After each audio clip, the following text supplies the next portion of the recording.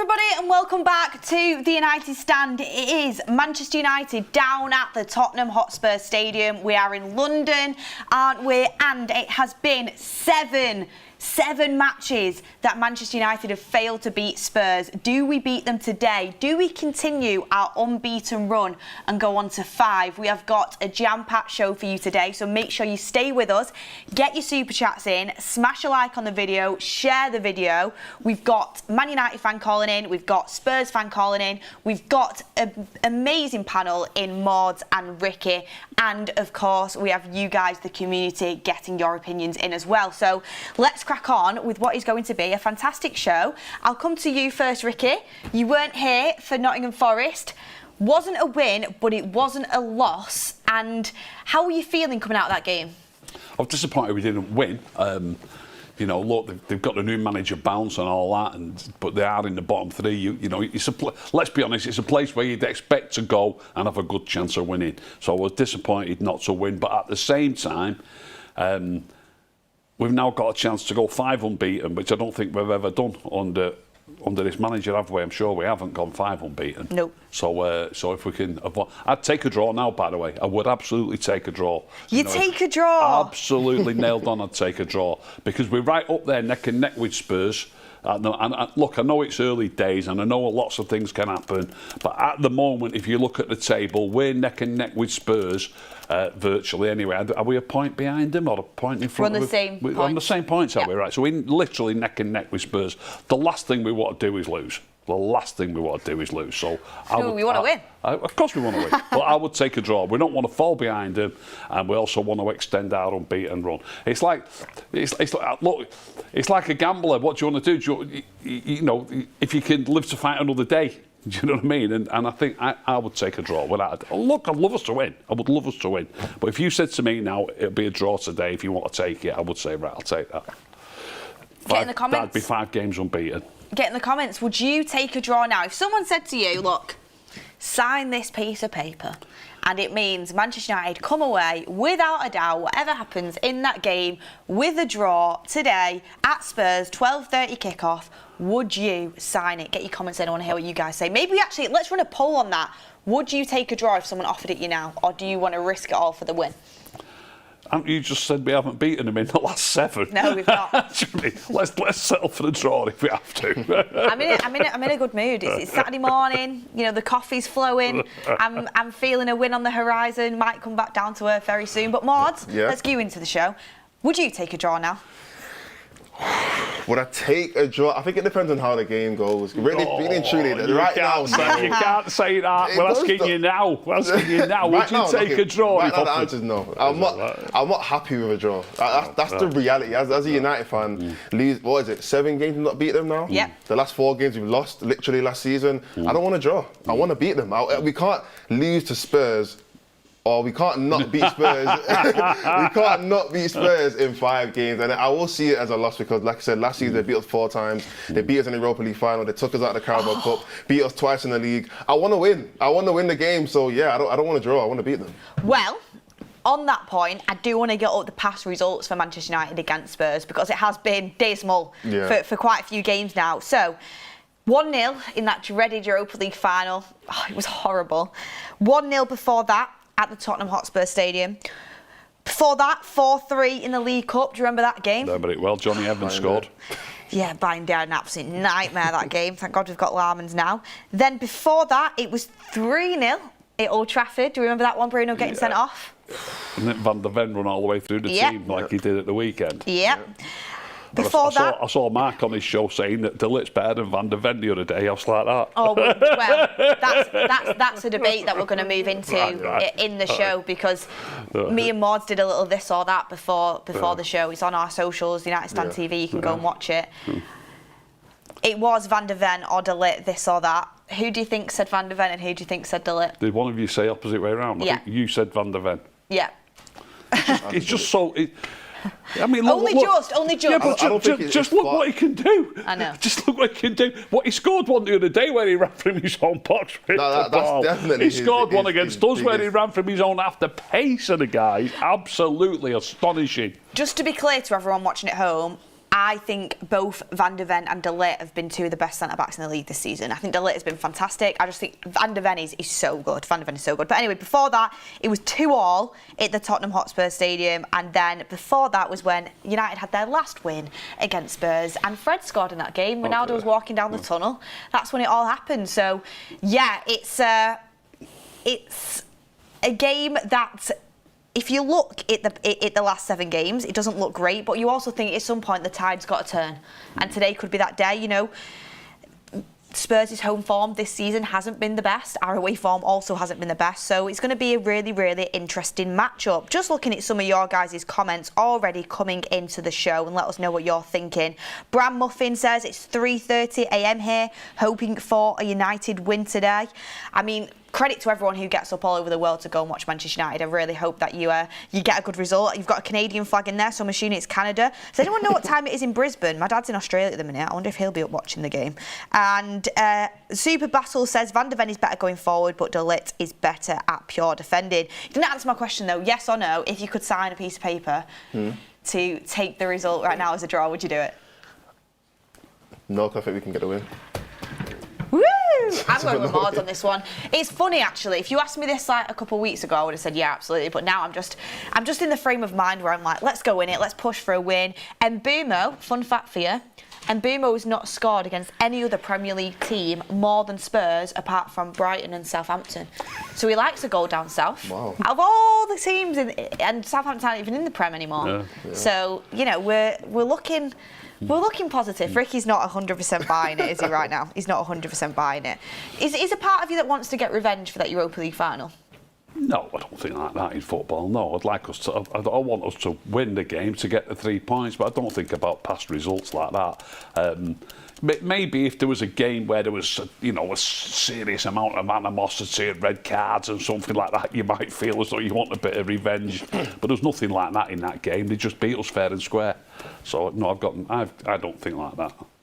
I mean, I'll be excited to see what sort of lineup he does, and we'll talk about that in a little bit when we go over to the tactics board and try and predict it. Did you see we got it spot on last week? Yes, I did. First time ever. First time ever we got it spot on, so I was pretty buzzing with that, and I wonder if we'll be able to do the same today. There is a couple of changes I think he might make. It wasn't a winning team, it was a drawing team, but it's still tough to change a team that is on a run like that. And overall, how are you feeling at the moment about Amorim, about United? Did you see his comments actually in his press conference embargoed section last night? He mentioned about Bruno Fernandes has got to be ready for rotation next season. I wanted to bring that up to you, Ricky, because you've wanted Bruno to be rotated for quite a while. But he packaged it as Bruno is going to have to be ready to be rotated next season if we're in Europe, because there's too many games. Every player's got to be rotated and he's not going to be able to play every game. But to me, I think it was a sort of hint that he's not always going to be just untouchable in this team. And he's kind of setting it up that, one, Kobbie Mainoo, your time might be coming in the future. And two, time will move on and you will not be able to play every single game for us. What did you think of his comments? It sounds. It almost sounds like he's a little bit afraid of saying to Bruno, that you're gonna. Why should he have to talk about that? And we're talking next season. There's a lot of water to pass under the bridge between now and then. Was it a direct question about that, or was it? This was the exact quote. Yeah. Just for Bruno to put in his head, maybe next year he's going to be in rotation in the team. In the future, it's something that Bruno needs to understand. If you want to win every game with Europe, he's going to have to rotate. It's a bit of a strange thing for him to say. First of all, he's sort of preempting the situation that we're actually going to be in Europe, and I know we should be. I had a count up. I think I messaged you about it, Beth. There's 9 Premier League teams in Europe this year. So if there's a chance of the top 9 getting you in Europe, surely we've got to be in Europe. Surely we've got to be in the top 9. But we did finish 15th last year. Where are we now in the table exactly? 8th or something. Are we 8th? So we're only hovering around about 9th, aren't we? So you just never know yet. Despite the fact we that are currently 8th in the Premier League table. We're 8th. Chelsea and Spurs are also on the same points as us, and Spurs are in 6th. So goal difference is the only thing tying it. Bournemouth in 5th on 18 points. points. Beth, There is. Fans always look up the table. You know, let's look down the table. Who's just behind us? How many points behind us? Can I just say this? There's 2 points between 8th and 2nd in the Prem. Is there? That's why there's just no point looking at it right There's now. 2 points. Yes, there's no point. But there's also no point in saying if we're in Europe next year, we finished 15th last year. You know what I mean? I think it's a bit of a crazy comment. There's also 2 points between 8th and 11th. To be fair, once you get past 11th, Brentford are on 13, Newcastle are on 12. Newcastle having a right hell of a season Newcastle so will far. rise, won't they? Will they? Absolutely, they will. They're having a hell of a season so far. Just because you love Mr. Dan Burn at the back, Rick. Newcastle will rise. They're not going to finish where are they now? 12th, did you say? Yep, 12th in the They Premier ain't going to League. finish outside the top 10, Newcastle. No chance. The table moves quickly. No. I mean, everyone was looking at... Yeah, you string 2 or 3 wins together. Look at us. Yeah. We were talking about a possible relegation battle. Yeah. Even like Villa. A month ago, weren't we? Villa at the start of the season, they couldn't score a They goal. took 1 point out of the first 3, Villa. They couldn't score a goal, and all of a sudden... Where are Villa but now in the table? They're not crazy high, but I think... Villa They've certainly climbed, haven't they? Yeah, they've climbed a little bit, so... Villa are in 11th spot. Yeah. They're in 11th spot. 2 points behind us, are they? Yes, 2 points. No, they're not. Wait, let me have a look. You said there's 2 points between 8th and 11th. Yep, they are 2 points behind us. There's so many different numbers going on. I'm struggling to see them. But yeah, 15 points for them, 17 points for us. It's very open. We should the Premier surely League. be confident enough to get the top 9. But I still don't think we should be saying automatically that we are going to be in Europe. But even if we can extend this run that we're now on with 4 unbeaten, didn't quite finish what I wanted to say before. If we draw today, our next home game is Everton, and I know you shouldn't look at any game and say we're going to. And the managers also say don't look more than 1 game ahead, so we should be looking at Spurs. But if we draw today and manage to beat Everton, that'll be a nice little run. That 4 wins and 2 draws in 6 games. Don't underestimate the power of us just being unbeaten after today. Yeah. I mean, don't underestimate Everton as well. Every game in the Premier League is going to be a tough one. What I will say is Spurs, for me, I'm looking at it, Spurs' home form has been poor this season. And did you watch their last game against Chelsea? Yes. They were terrible. Yeah. They were absolutely terrible. There was that viral clip of Thomas Frank being ignored by Van der Ven and Spence. Quite a disrespectful manner, in my opinion. And I just think there's a lot of pressure on him, from the fans. He got booed off. Even though they are in and around the top 5, it's the style of play that people are just not gelling with. A lot of Spurs fans are unhappy with it. You're at home. I think he's under pressure to come out a little bit and not play so pragmatic. That could play into our hands. But, Mbeumo, through the lines, making them runs in behind. What I would say, though, also, is Thomas Frank knows how to handle Mbeumo. He managed him. He's his previous manager, isn't he? So that's our biggest threat is very well known by Thomas Frank, which could go against us a little bit. But also, you can't read too much into it. But I think it's going to be a really big matchup today in lots of areas in the pitch. And I can't wait to get stuck into it a little bit more. I mean, Bison says, Thomas Frank 100% knows how to handle Mbeumo. You are correct. And he says, all I want is another Ricky vibration celebration. Oh, do you know what? We're all watching it together today. I'm going to have to set up the camera just in case we get another absolute classic. It's been everywhere, that. But look, we have another Manchester United fan joining us, and I wanted to get some fresh opinion as well into the community. So we have Usman joining us. Usman, how are you feeling? Are you confident? I'm feeling fantastic. The sun is shining. Manchester United can slap Spurs. We're finally going to get revenge from last season, and hopefully, we get the 3 points as well. So you're feeling like Manchester United, they're in there for the win today? I mean, it honestly depends on the team lineup. I know Beth is going to surprise you, but I actually think Mason Mount's the key for us to win this game. Honestly, I'm not Mason Mount's biggest fan, but the truth when the haters is, become the biggest fans. Yeah, that's what they say. I'm not the biggest fan just yet. I mean, obviously, you're becoming Bruno's biggest hater, but we'll get to that another day. But listen, I'm sure Ricky can testify to that. But anyways, coming back to Mason Mount, look, I think just copy what we did against Sunderland and copy in particular what we did against Liverpool. I think a lot of people are going to be looking at the Liverpool game in particular, but for me, the Sunderland game was the one that I thought Ruben Amorim can actually change his system. You saw off the ball in particular against Sunderland, we were in the 3-5-2, and Mason Mount was absolutely pivoted to that. Off the ball, took it into the middle of the park, making it a 3v3 and allowing us not to get overrun for the first time this season, and that was what started the sort of change, obviously, in trajectory of Manchester United results. And I think he has to copy that Sunderland game. Obviously, off the back of that, he did a similar thing against Liverpool and we had great success. But for me, it has to be Mount, Cunha and Burmo with Mount dropping into the midfield. I think that is a really, really good point from you, and it's something I wanted to discuss when we go through the potential starting 11, because I think that is a call that Amorim might make. Also, do you think he might bring Harry Maguire in? Brought him in for the Chelsea game, brought him in for the Liverpool game. He seems to like him in big games like this. Do you think if he's fit, he could bring him in? To be honest, off the back of our last game against Forest, I mean, we all watched that game together. I'm sure every United fan would agree that was absolutely shambolic in terms of the second goal in particular. 3 of our defenders going for the ball, not winning it and allowing it to be knocked down to, obviously, the guy that scored in the end. I can't remember his name. But for me, I won't be opposed to have Maguire starting, but the only issue with Maguire is he does lack pace. And the thing with Maguire is it would mean that De Ligt will probably have to move into the wider areas. And I don't think, for me, that's probably the wisest thing to do against Tottenham. They do have a bit of pace up front. They don't have loads of quality without Maddison and Kulusevski in particular, but nonetheless, they do have pace that can hurt us, and they do have a couple of players that are ready to explore, like Xavi Simons, who is quite a technically gifted player. We haven't seen it in the Tottenham shirt, but nonetheless, I do think he's a threat in those pockets of space. And one thing I don't like about Maguire and De Ligt together, they don't step up, and I think that's what could really hurt us if Maguire starts, because they both have a tendency of dropping off and allowing that player in the pocket to have that extra couple of yards of space. And like I said, I won't be surprised if Maguire does play alongside De Ligt, that Xavi Simons actually has a great game, because he loves those occupying those pockets of space. Yeah, I think that's a really good point. I mean, I forgot Xavi Simons even signed for Spurs at this point. I mean, was he playing? Has he played a game yet? I'm sorry, I don't want to be mean.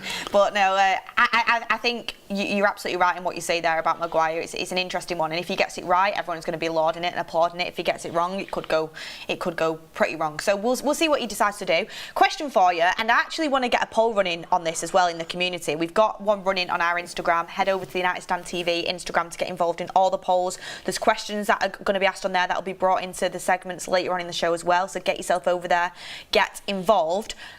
Quick fire, Van de Ven or De Ligt, who's better? Look, yeah, that's a horrible question. I'm going to say this season, De Ligt. I'm not falling for the Van de Ven goals. I mean, he's a great player, but I'm going to back my boy De Ligt. I think he's actually massively underrated, if I'm being honest. Love it. Love the United red tinted glasses there. No, De Ligt has been really, really good. But Mordzs, do you want to ask us, man? Yeah, and I want to go back into the Bruno thing. We literally just discussed earlier about Amorim's comments last night that came out about how going forward into next season, if we are in Europe, Bruno will most likely be rotated in and out of his team. I mean, first of all, what are your opinions on that? And do you feel like Amorim's kind of he's getting a bit more confident in making these big decisions, as in, like, you know, rotating a player as big as Bruno, him obviously being our captain as well? Do you feel like Amorim's kind of changing his stance on certain players? I mean, my first reaction to that was I'll believe it when I see it. I don't honestly believe anything that's just come out of his mouth regarding Bruno Fernandes. Look, we've seen Bruno Fernandes starting week in, week out. I mean, he's got the record probably alongside Frank Lampard with the most games started consecutively. He very rarely misses a game, and that's a testament to Bruno Fernandes and his availability. But from a Manchester United perspective, if Ruben Amorim wants to be successful at Man United, he has to realise you can't play 230-plus euros in the middle of the park. At the end of the day, you know, Bruno Fernandes, for me, he should be moved on in the summer if you're really a serious club, you really want to move in the right direction. And I know that's an unpopular opinion, and I know a lot of people are going to get onto me about what he's achieved at United and so forth. But the truth of the matter is, you know, every dog has his day. Everyone has to move on with football. You know, it's one of them things that, you know, it changes with the wind, so to speak. So for me, I'd actually sell Bruno and Casemiro. I know we've had this conversation many a times. I don't mind the notion of him staying and being a bit part player, but is Bruno Fernandes going to be happy with that? I don't see that being plausible. So for me, I you know, it's nice to hear Amorim say those things, but at the end of the day, it's just not realistic. You're not going to have your captain sitting on the bench, you know, week in, week out, oh, like the odd game here and there, realistically speaking. I mean, I just don't believe him, if I'm honest. Ricky, Yeah, I mean, did you Ricky want to? Yeah, Usman, I heard you say what Bruno's achieved. What's he achieved, mate? I mean, you ask the two next year, Ricky, because It's a team game, Usman. What's he achieved? What was all this? One League Cup and one FA Cup in 5 years. That's not Man United standards. Ricky, 1 second, just to be fair to Bruno Fernandes, because obviously, like, I'm not going to sit here and, you know, discredit everything he's done. He won us the cup final against City alongside the other players on the pitch. I mean, he was absolutely phenomenal in that game, and that's coming from me who criticises him week in, week out. And you got to give credit where it's due. It's Man City. He stepped up when we needed. We criticise him week in, week out about not stepping up in the key moments, and that pass to Mainu was absolutely sublime. So I suppose that would be my rebuttal to that. He has brought us the FA Cup, and it was against our biggest rivals, arguably. So yeah, fair play to him. I have no ill intention with Bruno or ill feelings towards him. Fair play to the guy. But for me, we need to move in a different direction, and he just doesn't have the characteristics or the qualities that you need in a midfield pivot. So yeah, it's just simple as that. I think it's really unfair, that comment, Ricky. I really do. It's like you always say, it's a team game. It's a team game. He can't just go and win everything himself, and he's been surrounded by, since he's been at the club, players that are not on his level and not good enough. Well, that's your opinion. I'm not. In my opinion. In my opinion. Now we're starting to build a team where you can see now, and Usman, I don't know what you were talking about. I'm biggest hater. I love Bruno, but he frustrates me. In certain games, I'd sub him more than what Amorim does. But I think he's still one of our best players, and you can see this season that the weight has been taken off his shoulders a little bit, and I feel like he started the season pretty poorly, but I think he's really come into it, and I do think he's improving in that role. And I think you can see when he takes a more relaxed approach to a game, and he allows the likes of Cunha and Mbeumo and Mount to come in and take up some of his responsibilities, he is improving in that area. The only issue I have with it is he's not going to play 10 again under Amorim, and we know that. Unless Casemiro's in that midfield, it does not work. It has to have a calibre of player like Casemiro, and Casemiro, I think, has been really, really good this season to allow Bruno to work. And like you said, the ages that they both are and the trajectory they're on, that's not going to last. So I think Amorim's right in saying that he needs to be rotated further, and I think that'll keep happening over time. And if Casemiro leaves, which the rumours is he is going to, because United aren't going to extend that contract in the summer, a massive contract, who do you actually bring in that can play next to Bruno? It's a big, big dilemma, so I can understand why he's saying that. But yeah, I think to say not United standard because of the things that they want. I'm a lot longer in the tooth than you, Beth, and I've witnessed all of the Premier League seasons, and the last 5 seasons, might be a coincidence that Bruno's there, the last 5 seasons have been the worst 5 seasons of the Premier League era for Man United. Well, everyone's entitled to their opinion. Well, that's fact. There has been some dark days. There has been some dark days. I think he's been the light in some dark days. But Usman, you started something here. I didn't mean to that. You do know what you're doing. You do know what you're doing. You do know what you're doing. What's your score predictions and how you feeling? Yeah, I'm going to say if Mount starts 3-1 United, if Šeško starts, I'm going to say 2-1 Spurs. So you think Mount is that pivotal? You've gone from saying we never should have signed him that Mount's that pivotal that it's the difference between a brilliant win and a loss. Look, it's more from a tactical standpoint. Obviously, Mount, to be fair to him, what he does off the ball is going to help. Because the biggest issue at the moment for United is he's got 2 players in midfield that plus 30 that haven't got the legs, and you're going to be up against a tenacious Spurs midfield. I mean, we should know everything about Spurs. They've done the job of us 4 times last season, and a lot of that's down because the beaten us in the midfield every single game. If you go back to any of those games, in particular the final, it was a nothing game. But the games prior, their midfield has more energy than us, and that's just a simple way to put it. Both teams don't have a great deal of quality. We've improved our quality, and it just comes down to fine margins, and sometimes it's just about which team wants it more. And the truth of the matter is, Mason Mount, whatever you want to say about his quality on the ball, he always wants it. He'll give you 110% off the ball, and like I said, it's extremely pivotal that he drops into the midfield off the ball to allow us to go 3v3 and don't get overrun. So it's as simple as that. It's a very easy game for us to win if he sets us up right. I don't think Spurs have enough firepower to really hurt us. Unfortunately, if we do sit off them and allow players like Xavi Simons, who hasn't, exploded thus far, he will hurt us. And I know a lot of people might sound crazy because he's been extremely lightweight and poor thus far, but if you actually watch him, he's a top quality technician, and he has got a lot of ability, and I won't be surprised if this is the game that he actually turns up if we give him the opportunity to do so. I think you're absolutely spot on. I agree with everything you're saying there about Mason Mount. Sometimes people don't see the little things he does, the work ethic and the fact that he can close down midfields. And I agree, Spurs have outfought us in that area of the pitch multiple occasions, which is why we've struggled against them. So thank you so much, Usman, for that insight. It's been brilliant. Thank you very much, and hopefully we can speak to you after the game and we'll be celebrating a Man United win. No worries. Enjoy the game, people. I look forward to Ricky's electric chair. Nice one. Nice one. Thank Nice you, one, mate. husband. And Mords, now we've got time for the tactics board, and we're doing something a little bit different maybe this time. Yeah, I mean, look, so last week we predicted a team exactly spot on how Amorim picked it. And I mean, let's be honest, it's probably going to be similar. There might be a few changes, but I thought one thing that we could do a little bit different today is compare it to the last time that we played Spurs in the Europa League final and look at that team compared to what the team potentially could be today. So, I mean, let's get straight into it again.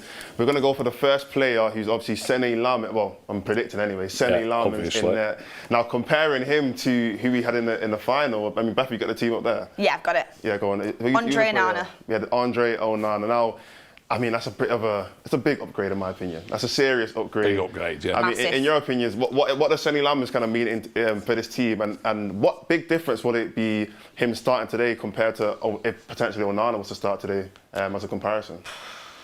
Well, I think Lammens is a better keeper, and I mentioned it a couple of times before. I'm so impressed with his kicking with both feet as well, and it can relieve, if you are under pressure, it can relieve the pressure on your team so easily. Getting the ball behind their defenders, getting them to turn, having to run backwards. It sounds so basic. I know it is basic, but he's so much better at that than Onana is. And some people might think it's not a big deal, but if Onana's kicking it too short, as he often did, especially with his weaker foot, you know, they're winning the ball in your half rather than having to turn and, you know, get it in their half, and the pressure stays on you. So I think his kicking has been a massive bonus, apart from the fact that he looks a solid keeper as well. Yeah, 100%. I agree. I think in every aspect, I honestly feel like Sene Lamin is a better keeper. Even though Onana costs more and he has more experience in Champions League final, sometimes that just goes all out the window. And I think Sene Lamin, for someone who's come from the Belgian First Division, something like that. Antwerp. Yeah, Antwerp, he's clearly showing that he's got more capability than what Onana had last season. So, moving on to the three centre-backs. I want Beth to name the three centre-backs from the Europa League final. I don't think it was too different, actually. I'll name the three centre-backs now, guys. 1 second, just trying to find it. I have a feeling that I know already what it was, because I remember Luke Shaw came back late on into the season. He obviously started that game. Yes. I remember Lenny Yoro had a great game as well.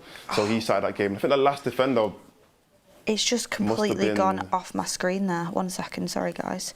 I think the last defender was Maguire. Because I remember De Ligt was injured late on in the season as well. I don't think he ended up starting that game. But I mean, look, what we can do is we can go through the team, the first three that we think is going to play. I've got the front three. I'm just struggling. It's not going down my screen to find the back three, which is really frustrating me. No worries. The front three is Ahmad, Højlund and Mount.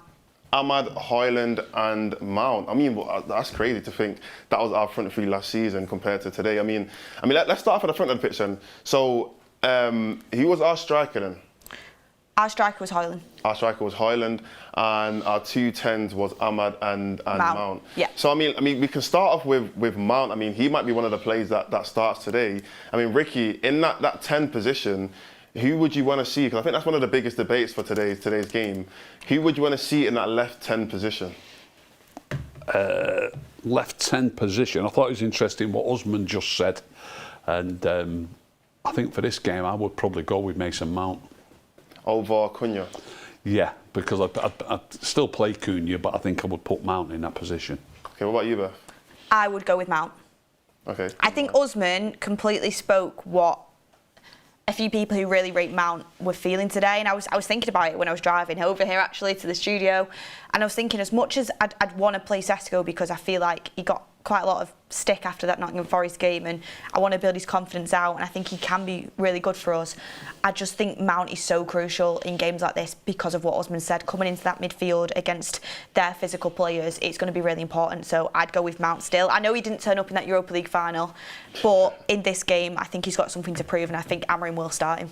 Yeah, I mean, great point. I mean, the other two players, I'm assuming that we're going to go with Sesko and Bumo as in the striker and the right. No, Cunha. Nope. Cunha in the striker. Okay, you're going to go Cunha and Mbeumo. We're emulating what we did in games like the Arsenal game, first game of the season, Liverpool at Anfield. I think that's what Amorim is going to try and emulate. I mean, let's run a poll on it in the community. Would you go with Sesko or Mount? Would you go with Sesko or Mount? Because I think that's the debate. I think Cunha will start regardless. Bremo and Cunha are going to play, aren't they? Yeah. So let's get the poll running on. Would you go with Sesko or Mount to see what you guys think? We'll have your say. And Brian and Bumo has to start, and then that's going to be a big one, the striker. But we'll leave it as Cunha for now. I've got the back three back up if we want to go back over to it. Yeah, let's go back to the back three. Yeah. The back three was Yoro, Maguire, and Shaw. You were right. You had a gut feeling. You were right. I remember De Ligt was injured. Yeah. At the end of the season, Yoro was injured as well, but he came back just before the last game. Yeah. And Luke Shaw just came back, I think, a few games before that, and he had a bit of a run time, so he ended up starting. The crazy thing is that could possibly be a starting line, a starting back three for us, obviously, but because De Ligt is back, I'm assuming he is going to be one of the main players to go into this team. But the other two centre-backs, Luke Shaw and Lenny Yoro, I mean, for you, Ricky, who would your other two centre-backs be? I think we should be trying, especially since you got it bang on last week, I think we should be trying to name this team what we think it's going to be rather than what we would do. Yeah. And what I think the manager might well do today is what he did at Anfield, and I think Maguire might start in the centre. Okay. I mean, you two give me your opinions might be different, but I think he might go with De Ligt, Maguire, and Shaw today. I'm not. That's what I think he'll do. Yeah, I'm not too opposed to that because I do think he is rotating Yoro and Maguire quite a lot this season. He clearly doesn't have his out-and-out favourite that he's going to play every single game. I think that De Ligt is the only player that, and to be fair, even Luke Shaw actually, De Ligt and Luke Shaw are the two players that they seem to start pretty much every single game, but Yoro and Maguire do seem to be coming in and out of the team. So I can see him doing that, especially because, I mean, like you said, Yoro has played a few games now in a row, while Maguire's been on the bench, and there was a point where Maguire was playing a few games in a row while Yoro was on the bench. So I do agree. Beth, what do you think? Do you think that he will do the Maguire instead of Yoro? Yep. Yeah. I think he'll go with Maguire. I think he'll go with what he's done in previous big games where he's wanted big Harry in there to kind of solidify it a little bit, and I can understand it, to be honest with you. I mean, what did you think of our back three against Forest, Ricky? You made a mistake there. We're saying De Ligt to the right, aren't we? Yeah. Sorry, love. What did you think about the back three against Forest? Because it did have, I mean, not necessarily the back three, but the defence overall, there was some question marks about how organised it was. Yeah, obviously there was a few errors when the ball was pumped into the box. We missed somebody like Maguire, in that situation. Whether Forest might have played more like that than Spurs are going to play, though, you know what I mean? There's different ways of looking at it. Maybe you might think that they're not going to play so many high balls into the box as Forest did. But certainly we struggled a little bit, and I think Harry Maguire would have been a bonus for us last week if he would have played. Okay, so moving on to the midfield. I mean, realistically, it is going to be Bruno Casemiro. Who are the midfielders for that game? Is it the same thing? The midfielders for that game are Bruno and Casemiro. Yeah, so literally exactly the same. And I think it is important, though, because similar to what Usman said, that midfield is pretty much where we've lost every single Spurs game. All the way back to the 3-0, where Mickey van der Ven ran through the whole team. They'll probably two starting midfielders again. So hopefully it is the same two midfielders, but hopefully I can actually see a little bit of an improvement anyway compared to what they used to be like. But like I said before, with Mason Mount being in this team as well, I think he can actually help avoid that. Can I just say, Bruno and Casemiro in that Europa League final, I still have nightmares. That's probably one of Bruno's worst games. Terrible. Yeah. Terrible. It was poor. They've been good in certain games this season, but wow, they were terrible. I mean, I know Amorim's clearly worked on the shape a lot since then, but yeah, I mean, it's a lot of faith sticking with them two. But the fact that Kobbie Mainoo's injured as well, I mean, there's going to be no changes in that midfield today. Yeah. I really, really highly doubt it. And the wing backs for the Europa League final were Mazraoui and Dorgu. Interesting. Mazraoui and Dorgu. I mean, Mazraoui hasn't. Dalot was, I'm pretty sure he was on the bench because he was just coming back from injury. Yeah, we had quite a few players that were injured just before that game. Even Xerxes, I remember, was injured just before that game, and he came back later on as well. So, Mazraoui and Dorgu. I mean, we are going to go for who we think Amorim is going to pick. Ahmad's going to play for sure. It's going to be Ahmad, here, and sure. I mean, on the left, are we going to go Dalot again? I think he might well have it in his mind to bring Dorgu in, but I think he'll just about stick with Dalot, me. I do. Do you want to know what our Instagram viewers and poll is saying? Go on. So we put out, should Dorgu replace Dalot in the starting 11? And 87% of you voting on our Instagram poll has said yes, he should. 87%. 87% would rather start Dog than Dalot. Actually, have your say on this, Ricky, because you had an opinion. Right, so, well, actually, I've got an I've mentioned this in the group, and I keep asking you, Mords, so I'll come and pick you up if you want. Come and show me. I have watched that Forest game back, and like anybody else, I thought Dalot was poor. And I've watched it back, and I will state here and now that he had a thoroughly decent game. Couple of errors, but no more errors. No more errors than Ahmad, for example, who's on the other side. No more errors than Ahmad. Obviously, he's not as good a player as Ahmad, and Ahmad always looks more dangerous, but he did put a decent cross in Dalot early in the game with his left foot. Ahmad never put a decent cross in with his right foot on the other side. Don't forget, they're both operating on the wrong sides. Something I tried, by the way, I would love to try Dalot on the right and Ahmad on the left. And people say to me, but the link-up between Ahmad and Mbeumo, well, hang on, might that link-up might not be just as good if it's Ahmad and Kuna on the other side, and we've got a left footer then on that side, and we've got a right footer on the other side. Honestly, I would absolutely love to see him try that, but it's never going to happen. Yeah. And so, I mean, have we got time to discuss this while we're on this board? But consider this, right? Ahmad plays on the right and he's left-footed. Dalot plays on the left when Ahmad plays. When Dorgu comes on as a sub, Dorgu's left-footed, so why doesn't he go straight into Ahmad's position? We're changing the actual... We're not just changing the players, but we're changing the way we're playing, because we've got a left-footer on the right, we bring on a left-footed player and put him on the left, and we put Dalot on the right. It just doesn't make any sense. Doesn't make any sense, does it? I get what you're saying. So we play with a left-footed we play with a right foot. Let's call them fullbacks. We play with a right-footed left back, and we play with a left-footed right back.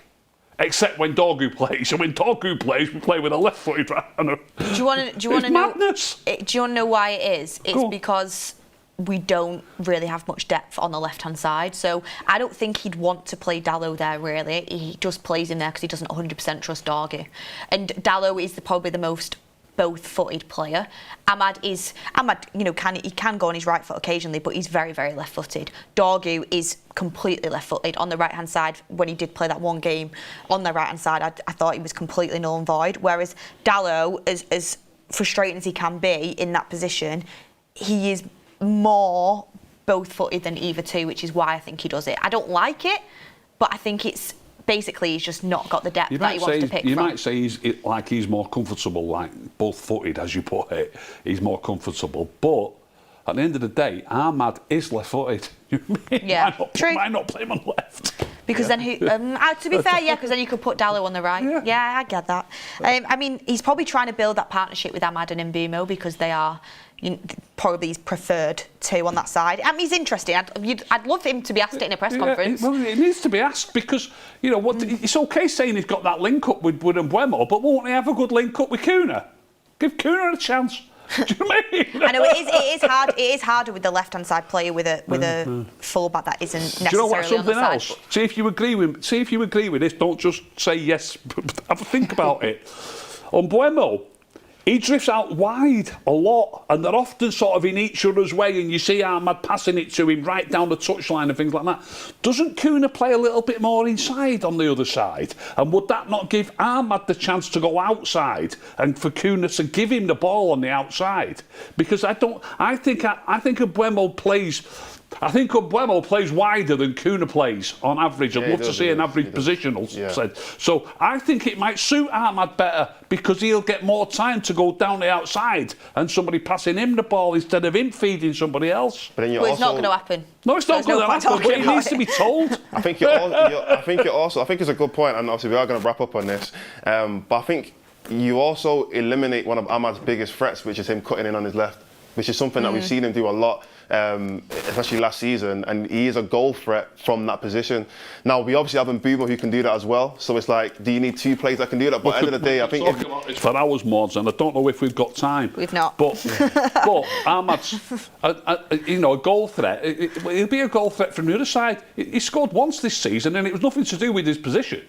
You know, his goal, his volley, it was from the edge of the box, from a corner. So, you know, he could be playing in goal if you like. Well, I'm exaggerated, but he could be playing anywhere, and that could be his position from a corner. He could be playing anywhere. So it's not because of the position that he was playing that he scored that goal. Yeah. So he hasn't scored a goal yet. So doesn't mean he can't though. 5 minutes till team news, everyone. Doesn't mean he can't, but how many goals are you going to expect him to get cutting in and shooting when he's not scoring any? He might score 2 all season. Is it anything to worry about? Anyway, I get your point. It's a good debate. It's a good debate, people. 5 minutes till team news. Let's just. You said you think Patrick Dorgy will play. I think it'll be Dalot. I think it'll be Dalot, but the community is saying Dorgy.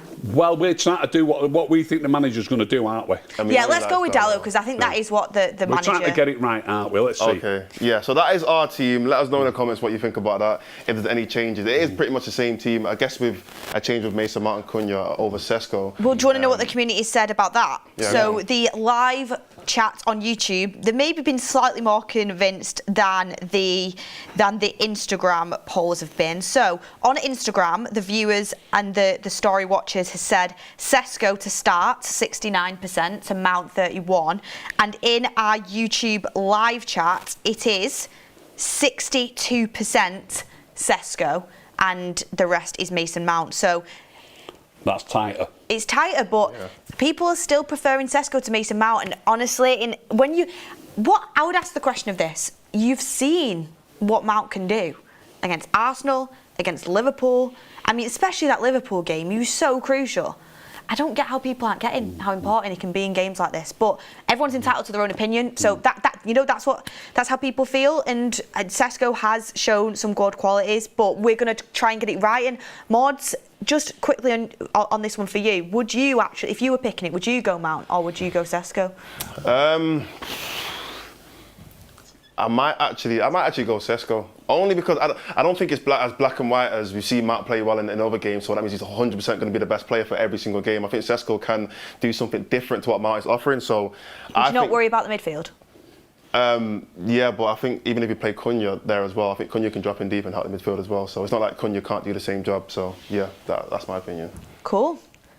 But anyway, yeah, look, that is our team, but let's move on. Team news is coming out very shortly, but we have a VT. We're going to go to our hot takes, which we obviously do every week. So you guys have seen it on Monday, come out on Tuesdays. But yeah, we have a VT, and yeah, this is what our hot take is about. We spoke about Amorim this week, so this is our hot take.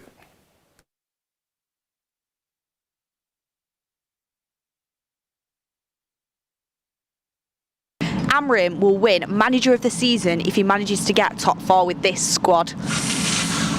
Ooh, you know what it is?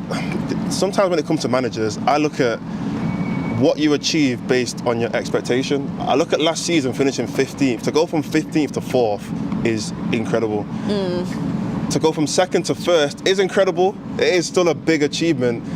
But you have to look at the differences. Like, I feel like coming 15th to 4th is like, how have you even managed to do that? You know, it's like not Leicester, but like it's like one of them, like a Forest kind of thing where they were in a relegation battle and then they ended up getting European spot. So we're on the same points. We finished on, I think, the same points as Wolves last season, by the way. Is it? Yeah.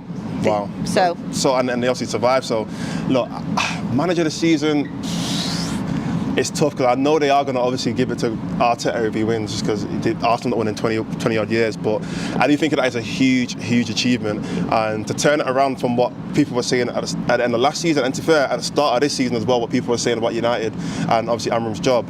If he was to go and get top 4 above certain teams, if he was to get top 4 above a City or a Liverpool or even a Chelsea, that's a huge achievement considering how their development and where they should be finishing. So yeah, I think that's still a very good thing for Amorim to achieve. I agree. I also think when you look at it, I was going into this season expecting top 6.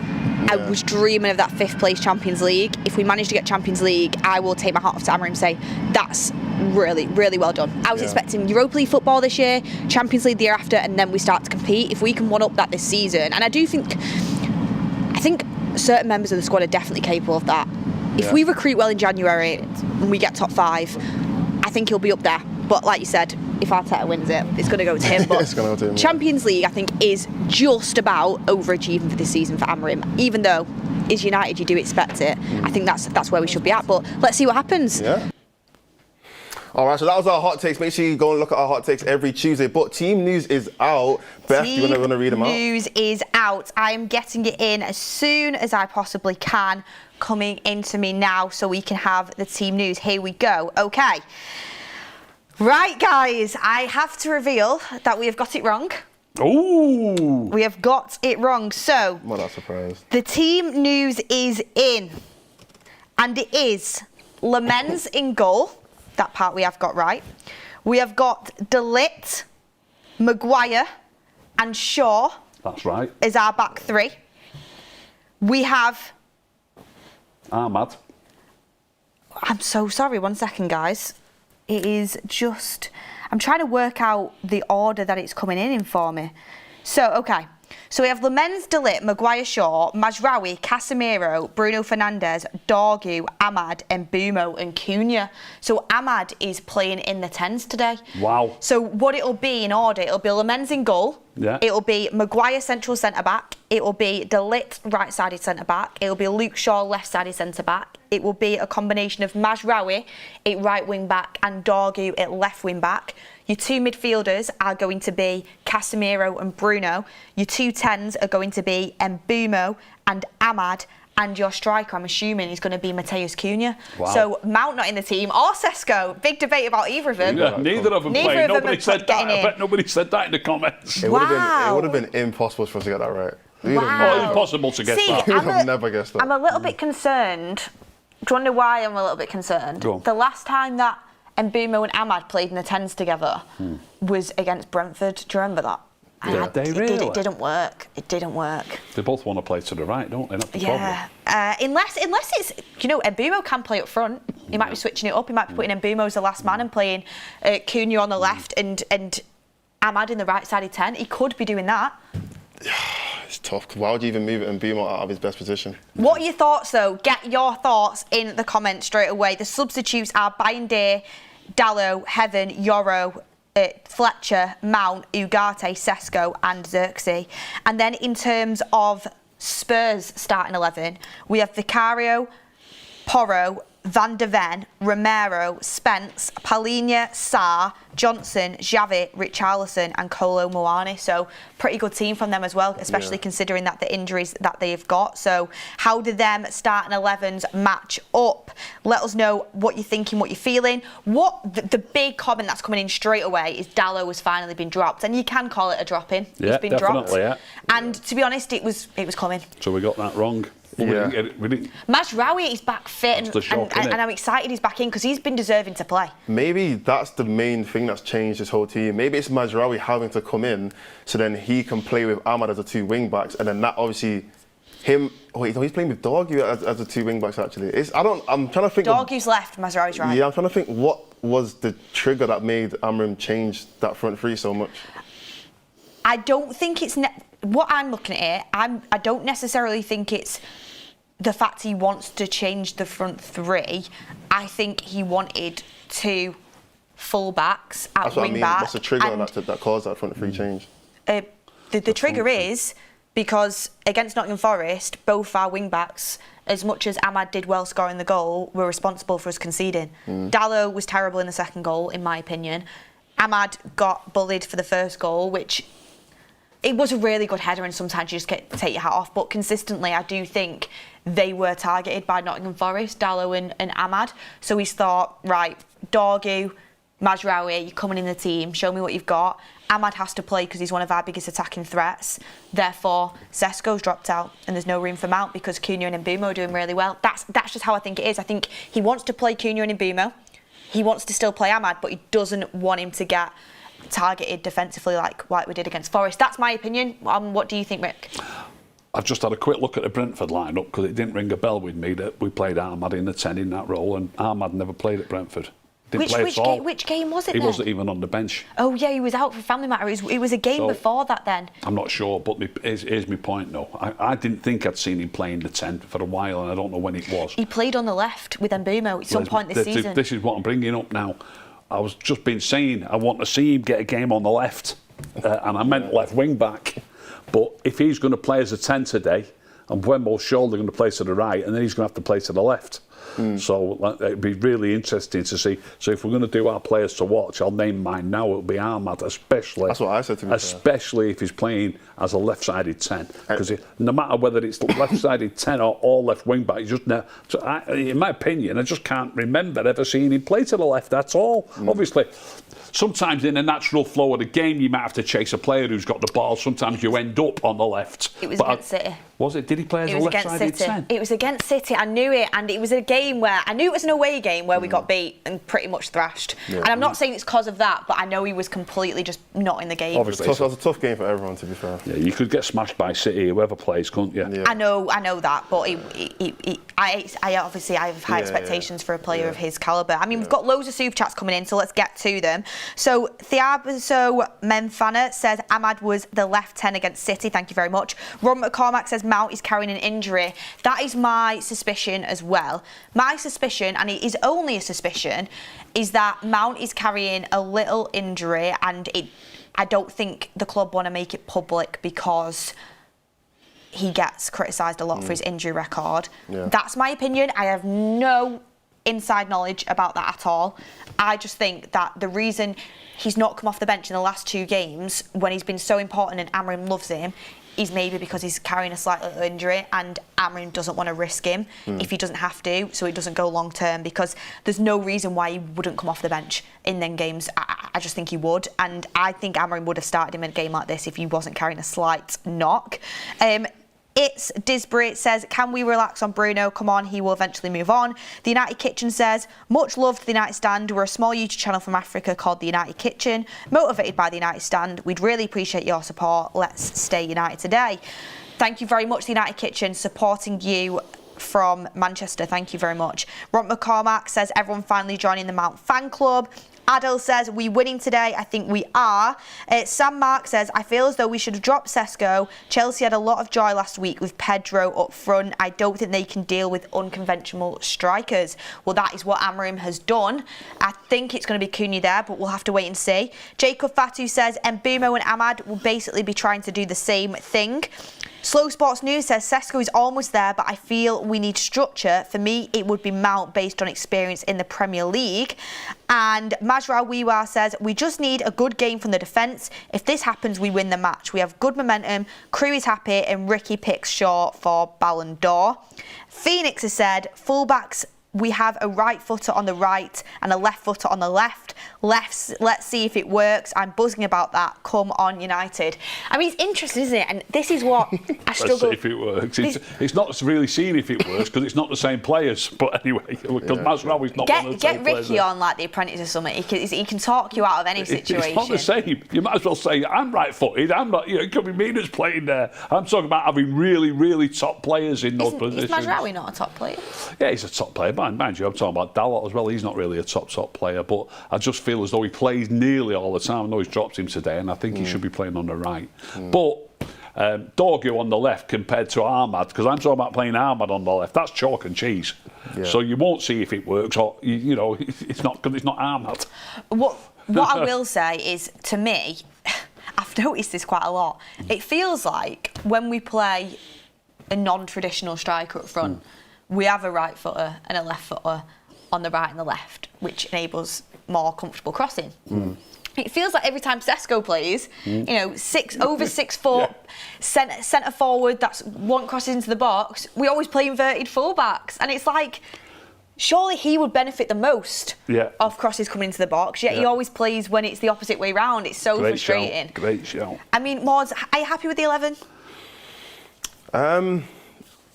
Yeah, I mean, I'm not too. Yeah, I think obviously the back three is pretty much similar to what we expected. I don't really have any complaints anyway about the defence. Same with the midfield, similar. The 2 wing backs, again, Dorgu playing over Dalot's not the craziest. It's not the craziest drop off or improvement. I think Dorgu is better in my opinion, but I don't think it's going to be like night and day. Like, oh my gosh, we've got this brand new left wing back. I think he can still do a job there. I just want to really see what Ahmad and Mbumo look like. As if Mbumo is playing on the right hand 10, he could be playing as a 9. We don't actually know what the plan is. But if it is Mbumo and Ahmad, I really want to see what that looks like, because like you said, the only time we've seen it is against City, and that was just a really bad game in general. So I think it will be interesting to see how those two link up playing next to each other in the 10s rather than playing next to each other as a right wing back and a right-sided 10. But I think I'm confident in the majority of the players that we have playing today, if not all the players that we have playing today. So I think we can still go out there and get a win. Okay, I like it. I mean, there's a couple of questions about, okay, Sesko's coming out of the team, but would there be any shouts for Xerxes to come in and have an opportunity? He's been overlooked once again, and he plays that similar sort of false 9 role. There's too many good players to try and fit in the team. You can only play 11, like I always say, Beth, you know what I mean? So he deserves, he does deserve to get some more game time than what he's getting, but I would suggest that he deserves to get more game time from the bench rather than actually starting. Yeah. Just because there's too many players who are playing okay, and like he's switched Ahmad up from wing back today to one of the number 10 roles. There's too many good players in front of him for him to start. And I think it's really important in this team. If you're a player that wants to get game time, you need to be as versatile as you possibly can. You need to be able to play 2, maybe even 3 positions to get into this team. Because if you're a player like someone like Delict, imagine Delict could only play central centre back and he was terrible on the right hand side.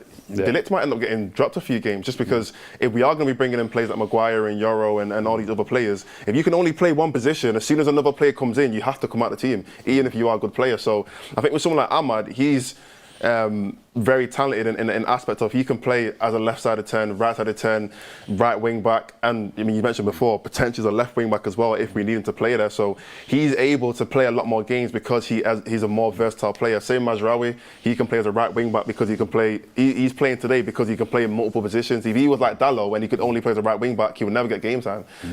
But because he can play in multiple ones, it means that he can play more games. So I think with someone like you mentioned before, someone like Xerxes, the reality is he probably, it's tough for him to get in his team because you don't really know what his main position is going to be, what his best position is going to be, and because he can't really say he's a striker or one of the 10s, because our 10s are so stacked, it's like, where are you ever going to put Xerxes into this team?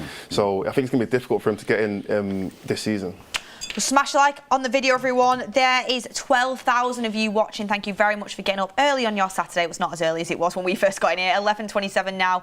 Just over an hour until the game kicks off, and we have still got loads more for you on the show. We are joined with Majestic, a Spurs fan, very, very shortly. But before then, I want to read more of your comments out. Get interactive. Get on our Instagram polls and get interactive into the show. So Marlow FC said he's putting Mbeumo on the left to make it more difficult for Frank to predict this game. A fluid front 3 is ideal in this game. Ooh, Mbeumo on the left, that could be interesting. It could easily be, yeah. Rock to 44, Man Utd didn't make the bench. He's carrying a slight injury. It's not that he's out the squad. Aban says Frank played Richarlison on the left wing to give a physical advantage over Ahmad, but Amorim has switched it off to Mazraoui for Ricky, Shaw or Van der Ven. Wow, what a question that. Wow. I think Spurs play with a back 4, don't they? So it's an awkward question. I can, like you said, just play it for players. Shaw or Van der Ven. I'm like a politician. In a back 3, I'm having Luke Shaw. In a back 4, I'm having Van der Ven. Right, OK, thank you very much. We got there in the end. I mean, in fact, in a back 3, I'm having both of them. Slow Sports News says, I've been saying for weeks, how is Dalot getting game time? It'll be good for him to fight for his place. Great to see Mazraoui with some game time with Dorgu. And JDV says, Mbeumo a striker because he likes running behind. Cunha likes the ball to his feet to dribble. He will play 10. Ahmad right-sided 10. The more I'm thinking about it, I can imagine Cunha and Ahmad and then Mbeumo kind of making them runs up front. Yeah, I could see that. Got Lucky just said, could Mazraoui be in the midfield too? Very much doubt it. Very much doubt it. Why? And he would be in the right hand side then. Ahmad and then Bruno in the 10 with Cunha. And Bruno would move forward to a 10, won't he? Yeah, that won't happen. No. Never say never, but I don't think it will. And then we have Slow Sports News saying, Ricky, feelings on Sesko being dropped. I want to ask a question to both of you, actually, because, I mean, Goldbridge is talking about it in our group chat right now, people are talking about it on Twitter and all over the place, but what are your thoughts on Sesko and Yoro being dropped? Because these two players keep coming in and out of the team. What do you think that signal that sends to them from Amorim? Do you think it's just personnel? Do you think it's just characteristics? But them two do keep dropping in and out. surely it's as simple as this. He isn't really settled on what his best team is, and I know some people often say it's horses for courses against different sides, and some managers do think like that. But I think and we're aiming to be one of the best sides, aren't we? I think the very best teams know what their best team is, and whether they're playing against a top side or a weaker side, they play the best team. And I don't think your manager knows what his best team is. Really don't. And the ones, and he knows in his own mind. I don't agree with all of these players, but the keeper, De Ligt, Luke Shaw, Casemiro, Bruno, and Buemo, probably just about Kuna. I think he's got 7 players who he reckons are in his... and Ahmad. He's got 8 players who he reckons are in his best team, and the other 3 positions are up for grabs. Yeah, no, I agree. I mean, Amorim did say, I think, the last game that tactically he does change it up. Not each game, but he does change it up regularly, just based on who we're playing against and how we're going to be the biggest threat against these teams and how we're going to defend the best against these teams. And I think we've seen in multiple games where he's made the wrong decision with the starting lineup. I remember the Brentford game, I think he started Maguire, and in my opinion, that was probably his biggest kind of downfall, only because we conceded very early, not early on, but we conceded in that game because Maguire didn't have any pace and he was the last man, and they pretty much just pinged it over the top and they got a goal out of it pretty easily. And I think he realised, okay, I need to start picking my team based on who we're playing against and not just pick just to rotate a play for the sake of rotating them. So yeah, I don't really see it as dropped, in my opinion. I don't see it as like, oh, Sesko had a bad game, he's dropped, or Yoro had a bad game, he's dropped. I see Dalot was being dropped because he's had multiple bad games and now he's not playing. But I don't see it with them two as being dropped. I just think it's one game a week. You have to kind of use your team a little bit, and he's just looking at his opposition, thinking, how can I change things up to kind of disrupt them a little bit more? And I think that's the reason why he's picked a team playing like man's rivals. I'll add this though. It's still to do with not being sure about those players. It is a little bit about who you're playing against, but it's only a little bit because, think of it this way, I've just named 8 players who you know are going to play. Don't matter who you're playing against. The 8 players I named, they're all going to play, aren't they? He's like, he's not going to sit there and go, I'm going to change Mbumo for a different characteristic. None of them get rotated, did he? No. You know what I mean? Yeah, he's not going to sit there and say, he's not going to drop Luke Shaw. I know a lot of people don't like the sound of that, but he isn't. No, you know what I mean? Yeah, but obviously there's certain players that are 100% going to start, but I still feel, like, example, with someone like Ahmad, he's moving Ahmad around because not just because obviously he knows Ahmad's going to play, but I think he's still looking at like, how can I disrupt the other team? How can I change something up in our team to make it a bit different compared to who we're playing against? So yeah. Well, we've had our say on Manchester United's team. Let's have our say on Spurs' team. And for that, we have got royalty joining us today. Platinum-selling music producer and global DJ. Majestic is very kindly joining us before he goes and legs it to the Spurs game. Majestic, thank you very much. How are you feeling? Are you confident? I don't know about confident. We never know what we're going to get from either team, do we? I think you're probably in the same boat as us. You've had a really good resurgence this season. I think not playing in Europe and sort of the exit in the Cups probably helped you guys a lot. Spurs, we looked absolutely woeful against Chelsea. It was terrible.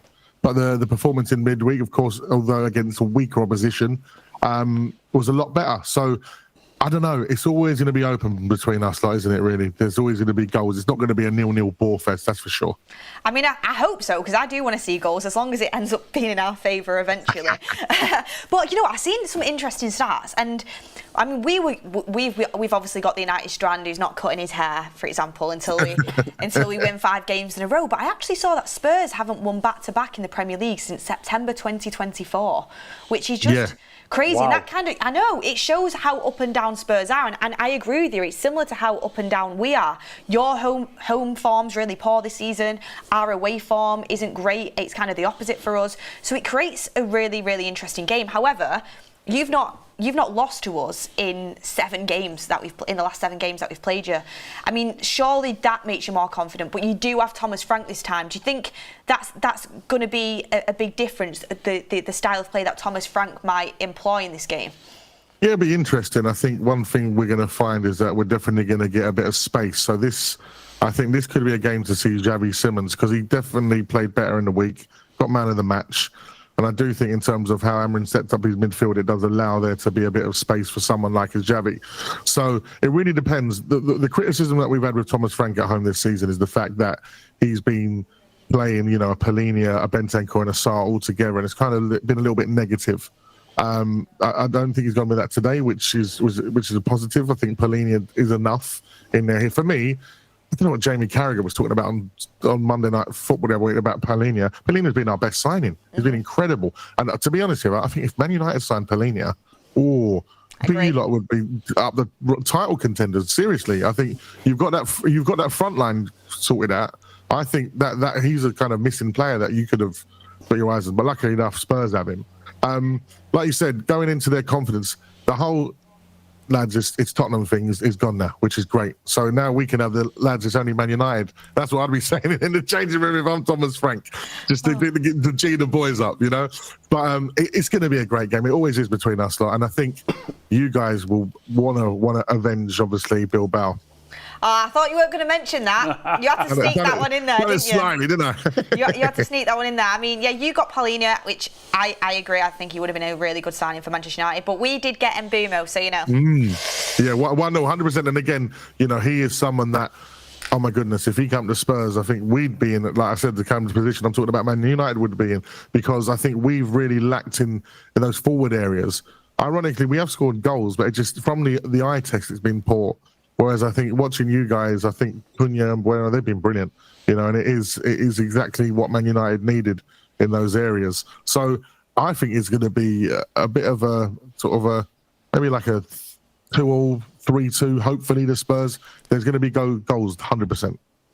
Yeah, I mean, Majestic, I want to ask a question. You mentioned about Paulinho being kind of like your best signing so far, but I also want to talk about your attacking players. You know, obviously Kudus and the players that you've got up there. Who is your biggest threat right now? Because I know you've obviously got injuries, Maddison and Solanke and whatnot. Who is your biggest threat right now for your attack? Well, unfortunately, Kudus being out is a big blow for us, because I think he would have been that person. I think he's also been brilliant. And the irony is, again, you mentioned Mbuemo, I mentioned Polinia. What's the surprise here? They're all Premier League proven players. And, you know, when we look at even people like Šeško learn in the league, you see it in Gyökeres, you see all these players that come in. I think with Xavi Simons and Muani, they're also learning the league. I think Muani played very well in the week. He's strong. And I still think that, you know, Man United's defence, they're strong, they're big, and I think we need to counteract that with someone up front who can do that. I think Muani might be one to look for today. I think he might be that guy that he needs a big game in the Premier League. I think this is his first proper start for Spurs in the Premier League up front. So I think that's where we're looking. Of course, Brennan Johnson, he's like Spurs. He's very hit and miss. We don't know who we're going to get. Last year, top goal scorer for Spurs in the league. If he plays well, he can be such a threat. I personally think he's someone that could play in a 9 and get in behind defenders. I think he's kind of wasted out wide. I think he wants to take players on. So I think for today's game, definitely I think Muani might be someone for United to think about, because he's so physical. I didn't realise how big he was until I see him playing live. He's a big lad, strong, and he wants to use that physicality. Do you think maybe...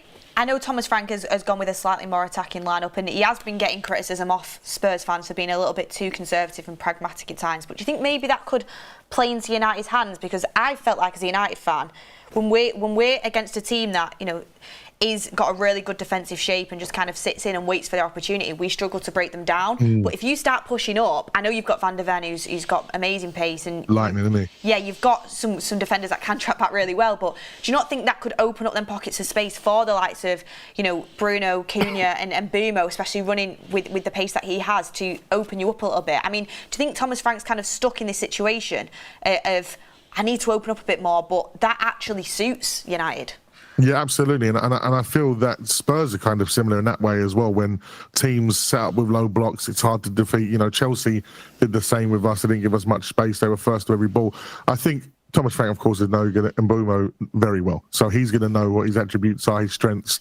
He'll be letting the likes of Romero and Van der Ven know exactly his positions, where he comes in from out wide into central areas.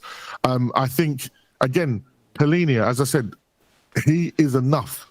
You don't need him and Bentancur there. So I do think there's still some defensive still there, with almost, when you think of it as like a back 5, if you've got the 4 defenders and Polinia just sitting in front of there. I think Polinia will be very aware of the United threat going forward, and I think that is what Thomas Frank will utilise as his defensive mechanisms rather than playing with, say, him, Bentancur as well, who they've been kind of given the same role.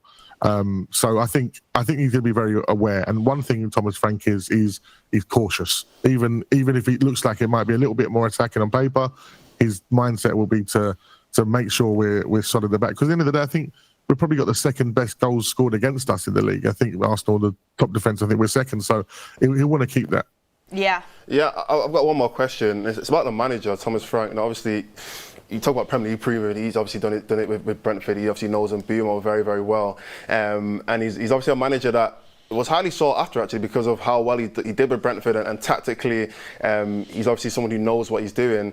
But there has been a lot of I'd say conversations around how well he's actually doing with Spurs, even though it looks like on the table Spurs are doing all right. I know a lot of Spurs fans are kind of a bit frustrated with how he plays and how maybe like pragmatic he's been and his style of play. Is he a manager that you feel like long term is going to take you to where you want to be as a Spurs fan? I think he is. I think we've got to give time. I think in this day and age, we look across the league, and you know yourselves, you know it very well with the changes that have been at Manchester United over recent years. Who gets 4 or 5 years to do what Arteta's done? No one. And if you look at what Arteta's done at Arsenal, and I hate to always bring up Arsenal, but at the end of the day, they are currently the best team in the league and the country because they're well drilled, they're well set up. They're all his philosophies. We're seeing it come to fruition now at Man United with Amorim. You know, you've given patience to him, and you see it's getting better and better under him. I think under Thomas Frank, the fact that we're here now, we're not sat down in 17th going, oh my goodness, it's not working with Thomas Frank. Even then, I'd be like, yo, hold your horses. We've got to get time. We've still got Kulusevski out, still got Maddison out, Solanke, key players in those forward areas. So I think that Thomas Frank can be that manager to move forward. I think he's someone that knows football very well. He speaks so brilliantly about the game. Very similar to Amorim. Amorim's very likeable the way he deals with the press. And I think, you know, especially when I'm on TalkSport, when me and Pards on a Sunday, when we used to criticise Amorim, we'd always say there's something about him, though. There's something there that we both liked. And I think, you know, Man United fans are starting to see that come to fruition. So I think with Thomas Frank, someone who speaks to the press in such a great way, he communicates well, he deals with things like Van der Ven and Spence, the way that they snubbed him the other week, dealt with that internally very well, was able to joke about that in the press. I think he is the guy long term because we've had the Contes, the Jose Mourinho. It's very similar again with Manchester United. You've gone for the star names and it hasn't necessarily worked out. I think it's horrible for us to say, especially even Man United's rivalry with Arsenal. But if you look at what's gone over there, a man who's set his formula, set his team, and brought in some key players, they are as close to winning the league as they've ever been. If they don't do it this season, it's on Arsenal. It's their fault, and they will get called bottlers in a big way. But I think there's a lot to be learnt from that Arsenal lesson. Yeah, I mean, Ricky, I know you wanted to finish off with a question as well. Yeah, I've got a question in my mind, but having heard what you just said there, I want to just respond to that a little bit. Arsenal have got a 6-point lead in the league, and I think City are looking strong. Liverpool are coming back. I think there's a hell of a long way to go to start talking about them being red hot favourites. I'd love them to win it, by the way. I know you wouldn't. I would absolutely love them to win it. But I think there's a hell of a long way to go to be talking about it as if, even to say, I've heard people say it's theirs to lose. Not yet. I wouldn't say that. Let me put it this way to you. How many games have we played? 10 have we played? 10, yeah. Quarter through. So is the 28 to play? We play 38. 28 to play. So there's 28 to play. If the league was starting today and everybody was on 0, you wouldn't be surprised to see City or Liverpool win it by 6 points, would you? No, absolutely. But it's ridiculous. My thinking with them is they have all the ingredients. This is the time that they've got the strength, the depth, everything they've lacked before. I agree. I agree. They're looking good. They're looking good. They're red hot favourites. And bringing Eze in the way that they did as well, I thought that's a master signing. I think if Spurs had brought in Gibbs-White and Eze, our summer transfer window would have looked completely different. And again, I wouldn't be surprised if that's part of the reason of Daniel Levy having had to step down by ballsing that up as bad as he did. Yeah, I do agree with you. They are looking better. They are favourites. But I'm too long in the tooth to think that it's over and done. Anything like over and done with. And never write off City. Especially when you've got a beast like Haaland. I hope I'm wrong. I'd love Arsenal to win it. But anyway, here's the question that I already had in my mind before you said that. Would you swap us Van der Ven for Matthias de Ligt? That's a good question. Listen, I'm worried. You know what? Do you know what that goal was like on Wednesday? It was like when Gareth Bale arrived against Inter Milan, and now all of a sudden it's not scored in the Premier League; it's scored in the Champions League. So they're now watching, going, "Who is that?" So I think it's a matter of time before the offers are on the table from the likes of Real Madrid. The chap is unbelievable. He's got it all. And for £40 million, we criticise our recruitment a lot at Spurs, but that one, wow.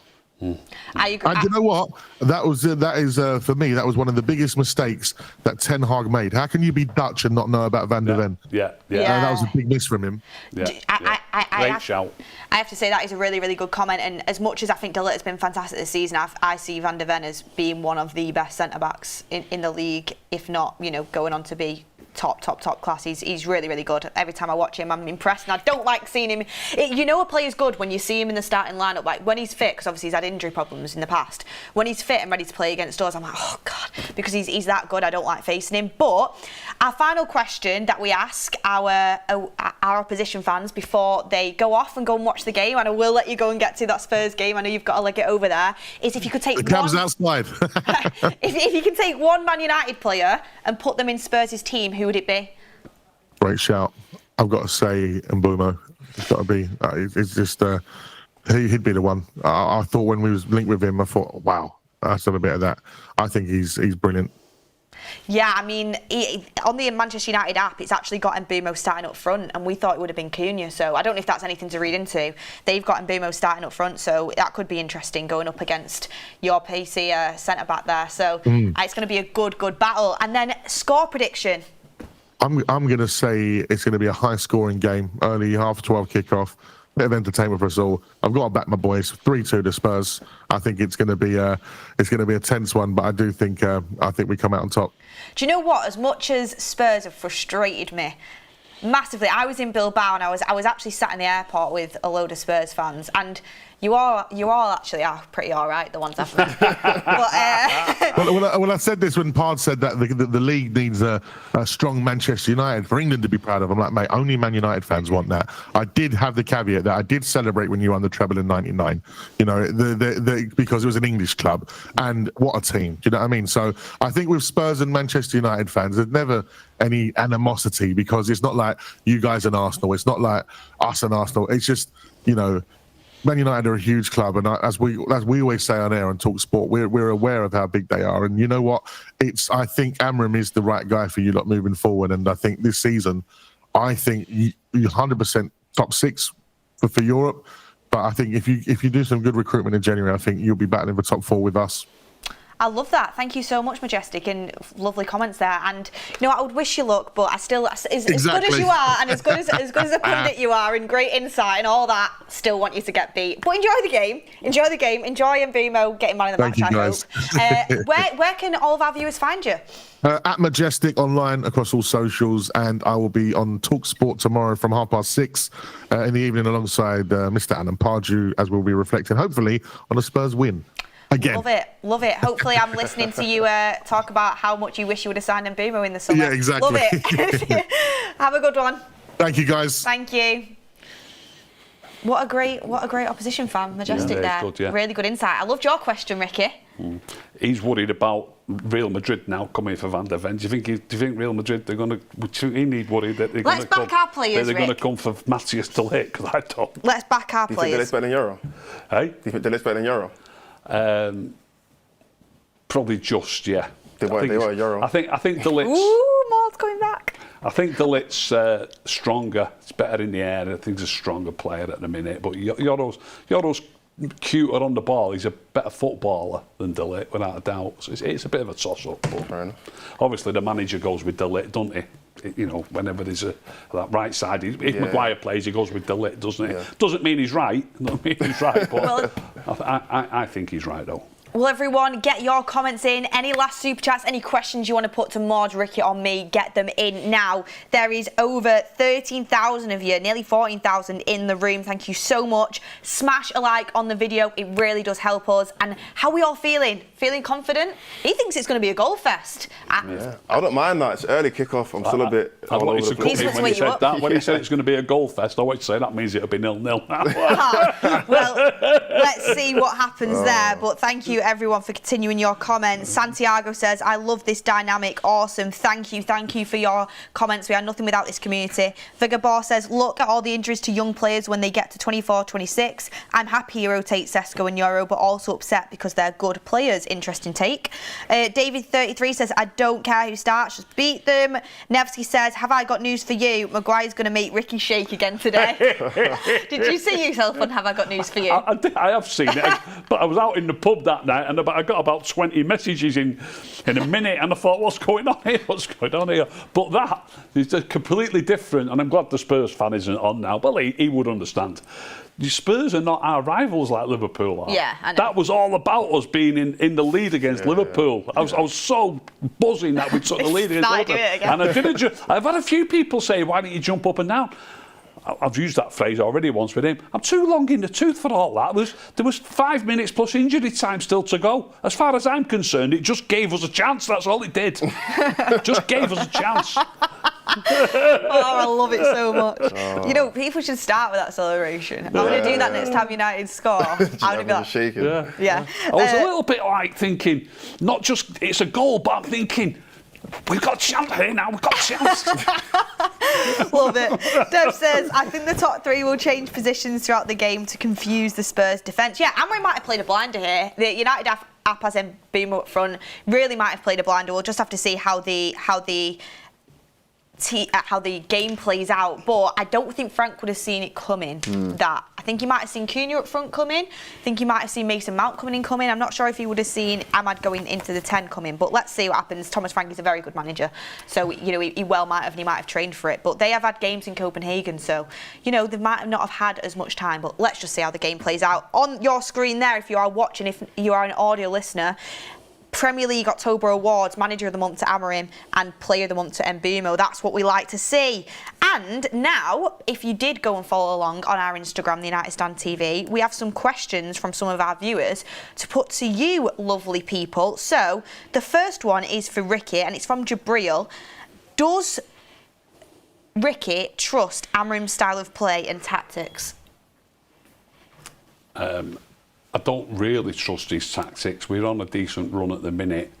I'd love to be proved wrong because he's not going to. I don't think he's going to change his tactics. But I don't think that we can challenge for the major honours playing this far. Having said that, I have also said in recent weeks that the formation's changed. I think Mbeumo and Cunha, especially at Anfield, and a little bit against Brighton, well, not a little bit, quite a lot against Brighton at Old Trafford. They dropped right in deep with the, with the two central midfield players. So you've got Casemiro and Bruno, you've got Mbeumo and Cunha when we've not got the ball. So when we've not got the ball, we're playing with a back five. At Anfield, it was so clear to see the lines across the park. Yeah. We've got a back five and we've got four across the middle. So, if we're supposed to be playing two number 6s and two number 10s, it just doesn't look like that to me. It looks like we've changed to 5-4-1 when we haven't got the ball. And it's when you haven't got the ball that it's important. So maybe we can challenge, but I don't like this idea of two number 6s and two number 10s in front. So make of that as you will. I don't think we're actually playing like that now, but I don't like it when we do. You love a politician answer, don't you? I don't like Get it you when, on question I don't time, like it Rick. when we do. Get you on question time. Sign you up for all of them. And Mords, we have one for you as well. Also, everyone, make sure if you've got a question that you want to put to the panel for the last little bit of the show, we've got 6 minutes till we hand over to Goldbridge. Get your super chat in and let us know your question. We'll answer it as best we can. We'll do a bit of a quick fire at the end as well. We have for you, Mords, if you could take one Spurs player and put him in this United team, who would it be? Oh, that's tough. It's a tough question. That is from Dezav. They've actually got some really good players. I'm thinking about the defence right now, but even though our defence is pretty good, I'm thinking of players like Porro. I think he could play on both sides as a wing back. Jed Spence, I really like him as well. Dogi's obviously back in the team.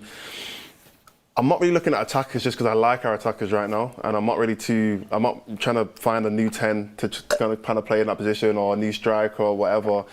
Maybe either a Paulinho out in the midfield, or I'd say a Porro to play as one of our wing backs, either the left or the right hand side. I think they're the two players that I'm looking at.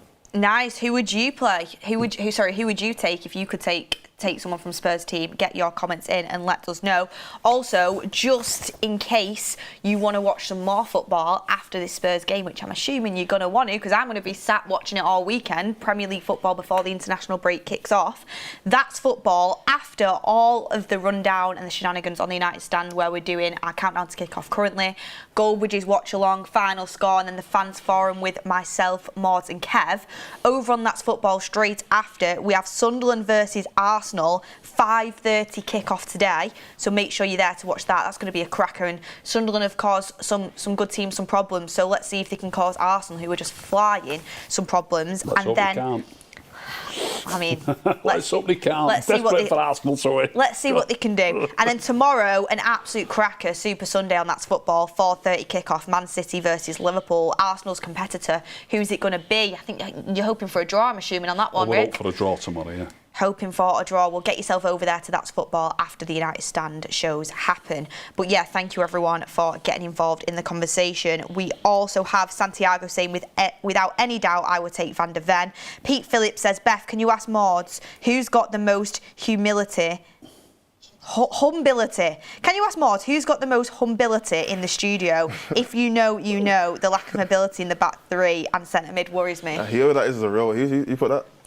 Pete Phillips. Yeah, Pete's a real one. Pete, it's one of what made my show the other day. I said humility instead of humility, innit? So, I was going to say, I thought he just typoed it, so I said humility. I think about humble, and I don't know why I said humility, and I was like, no wait, so it's humility.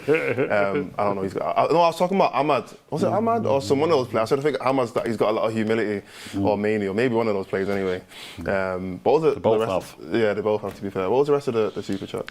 The rest of the super chat was the lack of mobility in the back three and centre midfield worries me. Oh, right. Yeah, I can understand that. We always have them concerns as United fans, because that's what our lineup often gives us a little bit in when we're going into games like this against mobile and physical teams. Daniel Thompson says, hope you're well all. Great show as ever. Let's go United. Yes, let's get the energy up. It is 3 minutes till we hand over to Goldbridge and then the build up to the 12:30 kick-off. Let's get positive around this game. I really want to go into the international break with a win. Yeah. We have another question here for everyone actually to answer, and it is this: would you have signed Kolo Muani on loan on deadline day to back up Sesko? My answer would be straight away no, purely because Xerxes can't even get on. And I know Kolo Muani is slightly different, but he likes, if he doesn't play Sesko, he likes to play that sort of false nine, isn't it? Cunha and Bumo, Xerxes even. So I don't actually think we would have needed him for one game a week. Yeah, and I agree. We did something before we started filming about if we were to bring in. I think the player that was linked was Ivan Toney. We would have brought in Ivan Toney as well as Sesko. And my answer was no, because first of all, I have no idea what Ivan Toney's doing right now. I've never watched a Saudi game in my life, so I couldn't tell you if he's playing well or not. But also, I just don't see the point in bringing in a striker if we don't know 100% he's going to be a guaranteed top striker in the league. Like, there's no point. I can't say guaranteed right now Ivan Toney's a top striker in the Premier League. I don't know. Whereas, I don't know, a Harry Kane or someone. I know for a fact if Harry Kane came to the Premier League right now, he's going to be one of the best strikers, if not the best striker. Yeah, he's going to be in contention with Haaland for being a top striker, top goal scorer in the Premier League. So unless we're looking at one of those players, I don't see the point in bringing another player to just kind of, I don't know, see his potential and then hopefully he'll become that player. There's no point. We've got Sesko already to do that job. Interesting stuff. I agree with what you're saying, Mords. I rate it. Score predictions, guys. It's that time. Ricky, you can't get out of this question. 2-2. 2-2, straight in there. No hesitation. He's going with his draw that he's been teeing up since the start of the show. I said 1-0. Yeah, I said 1-0. He's sticking with 1-0? Yeah. Don't keep many clean sheets, Mords, do we? In fact, how many have we kept this? Have we kept? Did you watch the fans forum? First two games, wasn't it? Oh no, one. No, with this keeper, we kept a clean sheet against Sunderland, didn't we? Yeah, and Sunderland. Did you watch the fans forum last week? Yeah. Did you see where I said that we concede way too many goals? Yes, I did. And Amorim said it in his press conference as well, not to be like, oh, I said that and then Amorim said that. Like, it's just obvious. We concede far too many goals. Ridiculous. And he said it's not because of just the defenders, it's because of the whole team. And the defenders are a team. It's a team game. In the game. But that's something we need to stop doing. So hopefully we can start it today. Yeah. But score prediction is... Yeah, I think 1-0. 1-0. I hope we can keep a clean sheet. I still look at our defence and I still think it's strong. I look at Lamans, I think I'm confident in him. The three centre-backs we have today, I'm still confident in them. I think even adding Mazraoui into that defensive line, it adds a little bit more structure into there as well. So it's not impossible. Obviously their attack is a bit, it's not as strong as it could be without having Kulusevski and Kudus and Maddison and all these players, Solanke. They obviously don't have their best attack. So I don't see why we can't get a clean sheet today. We should be trying to get that as the most important thing.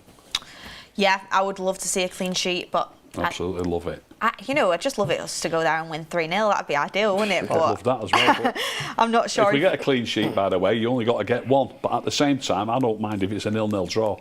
No, I definitely do, man. If we can keep a clean sheet, we're at least getting that unbeaten run for 5 games, aren't we? Well, my score prediction is a 2-1 United win. I do think we'll concede, but I'm going with a win because I want to be in a positive mood on this Saturday. I want to be watching Match of the Day later.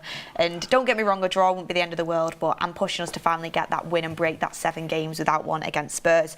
Mark is now live, so I'm going to send you away with the team news again, just to reiterate, if you're only just tuning in, before you go over to watch Mark's watch along here and get involved in that, it's Lamens in goal, it's De Ligt, Maguire, Shaw as the back 3, Mazraoui comes in at right wing back, Dorgu comes in at left wing back, a midfield 2 of Bruno Fernandes and Casemiro, and 2 10s.